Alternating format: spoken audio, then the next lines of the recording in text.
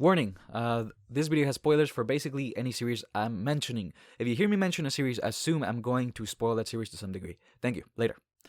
You ever notice how Isekai that have bad guys as protagonists tend to work real well and be real popular? Overlord, Saga of Tanya the Evil, Some Spiders Are What, Redo of Healer despite its controversies. Hell, even Rimuru can be considered a bad guy if we take into account the mass murder and political crimes he's committed. It's interesting to think about all these bad guys being so memorable because the concept of an evil protagonist in any other genre would usually result in a very edgy story. This isn't your mom's protagonist, you know, that whole shtick. But bad protagonists in Isekai seem to work well enough. So why is that, you might ask? Well, the answer is fairly straightforward. It just plays with the idea of escapism that is so essential to Isekai. Take for example someone morally grey like Rimuru. The dude starts as the lovable slime everyone loves, but eventually commits mass murder, becomes a demon lord, installs a puppet government in another country, summons a whole lot of demons that are the fantasy equivalent of a nuclear bomb, and then commits mass murder again, but then revives the people he mass murdered this time, but then also installs artificial hearts he has the power to destroy whenever he wants to. It seems like a pretty big shift, no? What's interesting though is that the reason Rimuru became this ruthless is because a whole load of people he cared about died, meaning the fantasy world he had reincarnated into, the world that gave him all these powers and friends, showed him that it could just as easily take a lot of weight. The magic of the escapism, the idea that nothing bad was gonna happen because the cute slime is a good guy, was shattered, causing Rimuru to realize this fantasy world isn't on anyone's side, and if he wants to live his ideal life, he's gonna have to put in the work to do it. Of course, he goes on to be an invincible slime that can literally resurrect the dead, but what he's traded for that power is any sense of a moral compass when it comes to protecting his way of life. He's no longer adhering to the stereotypical good guy isekai protagonist rules and logic. But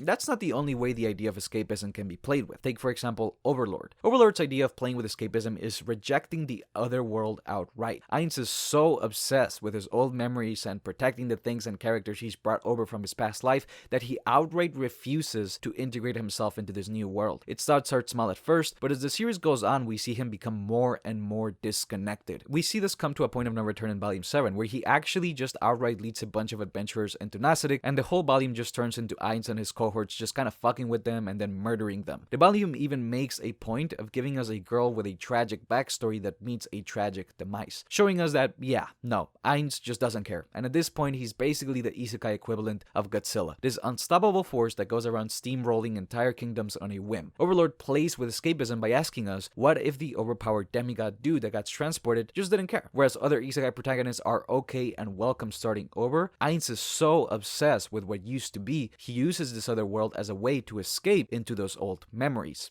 Alright, so Rimuru and Ainz are gradual descents into morally grey or outright evil. But what about someone who starts off that way? Well, it's time to bring out the darling of this channel, Saga of Tanya the Evil. Tanya is actually an ironic twist in escapism. Tanya is a sociopath office worker before she gets reborn. She's murdered by a guy she ruthlessly teared into, she's sent to war by a god she mocked, and then she shows to be so competent she gets stuck in the front lines for 12 volumes. The irony being that she could have been put into a regular fantasy world in which she manipulates her way through everything, but in a war, she's quite literally just a cog in the machine. A very competent cog with a high survivability rate, but a cog nonetheless. Tanya works so well not because she's a calculating douchebag, but because she's a calculating douchebag that can't use that ruthlessness for her own benefit. In other words, it's just really funny to watch this cold, evil little girl gradually get more and more worn down and go more and more insane. It's almost like the opposite of the other series. Here we are kind of the bad guys for enjoying seeing this objectively evil protagonist get stuck in horrible situations. Tanya is quite literally anti-escapism. The sociopathic dude gets punished by getting turned into a little girl who's stuck in a war her country's for sure gonna lose. Here's another interesting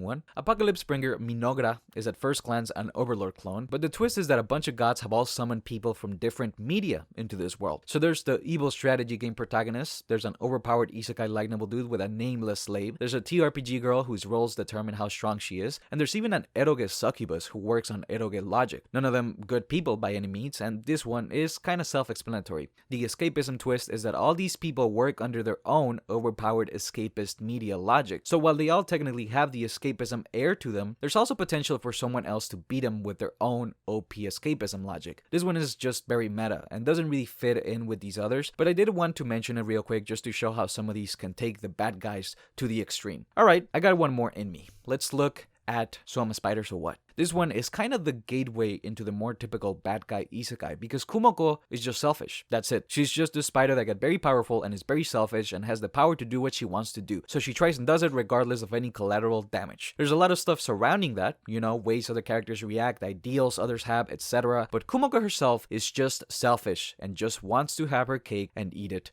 too. This is what's at the core of what makes morally bad isekai protagonists work. Selfishness. Let's go back to Overlord. Ainz is selfish. He wants to cling to the past and does not want to integrate himself into the new world. Selfish. Rimuru wants to protect people he cares about at the cost of everything else. Selfish. Tanya literally wants to get the fuck out of the war, but she can't. Selfish. Mynoghra. All the characters are only using this other world as a means to their own ends. Selfish. Look at all the revenge isekai out there. The wronged protagonist wants to retaliate full force with his powers. Selfish. And also fetishistic if we're talking about redo of healer, but that fetishism is also selfish. Bad protagonists work in isekai because it's that same idea of escapism, just not bound to our subconscious desire to be the good guy that fixes things. The standard isekai protagonist is also selfish, of course. A whole load of them buy slaves, but there's no denying that the selfishness they have is a desire to follow a structured path that leads them to happiness. It's more traditional. The good guy isekai protag goes around and fixes things and helps people and gets girls for multiple volumes and feels very good about it. The bad guy isekai protagonists just do whatever they want to do. They take the shortcut. And I don't know about you guys, but I also really like taking shortcuts. I'm sure we all do to an extent. In other words, there's still a sense of morality in these bad guy protagonists. They're not absolute evil, and that's why they work. Don't believe me? Well,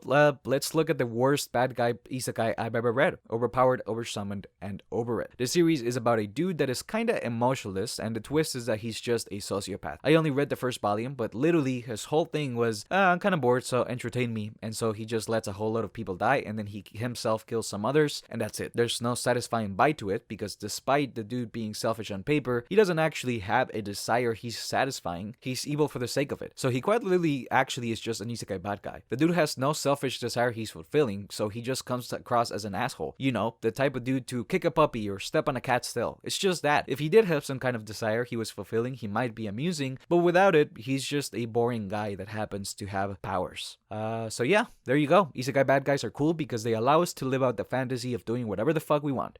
Not that big a surprise, huh? Alright, thank you for watching, and later.